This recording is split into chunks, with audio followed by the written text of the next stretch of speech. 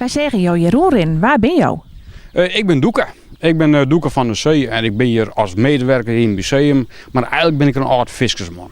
Ja, eigenlijk neem ik de band mee hier naar het museum, naar je tijd, naar vroeger. Hoe de mensen hier vroeger wennen, hun werk verdienen, hun centen die haar nimmer op. En daarom ook om de band een beetje te beleven van hoe het jetties ging is hier in Moddergat. Maar de ze hier een goede tijden en ze hier ook minder tijden. En een goede tijd goed verdienen, maar minder tijd. Hier is het en dan moesten we echt een prut op de pof hebben.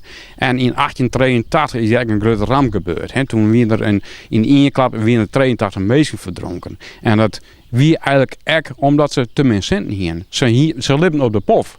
En toen zeiden ze van, wie moet er uitvaren, want die moet de centen verdienen. Ja, het wie te betiert in het hier, maar er moesten centen komen. En dan doe je wel eens wat.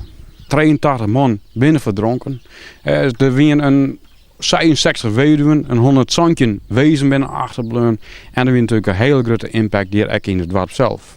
Is het zo dat de viskersramp van Peersensmodder er echt voor zwaar had dat de visserij hier langzaam uitstoorn is? Ja, het soorten wel, want ze hingen je geen haven en dat weer al net zo goed. Ze konden geen aansluiting krijgen. En ze hingen de vloot weer opgebouwd, maar er waren zeilschepen. En in die tijd kwam het stoomschip op Maas. Na die tijd het weer, ja, de vloot voer letter wel weer uit. Maar toen kon ze eigenlijk net volhouden. En toen hadden de vloot eigenlijk verkort richting de provincie Zeeland. Daar hadden ze nog wat diensten. En hier moesten eigenlijk de vissersman over te zieken.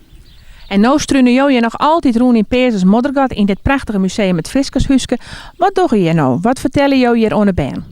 Nou, de band die kreeg toch een indicatie hoe ze hier vroeger echt leven hadden. En dat leren we eigenlijk meer zien aan de band. Ook hoe ze aan tafel eten hadden. Hoe ze in een bedsteden stiept hadden. Want juterdag had de band eigenlijk een eigen kamer. En jetties, wie ze een bed, dat wie een bedsteden. En in die bedsteden, net alleen van diezelf, nee, van die broertjes of zusjes.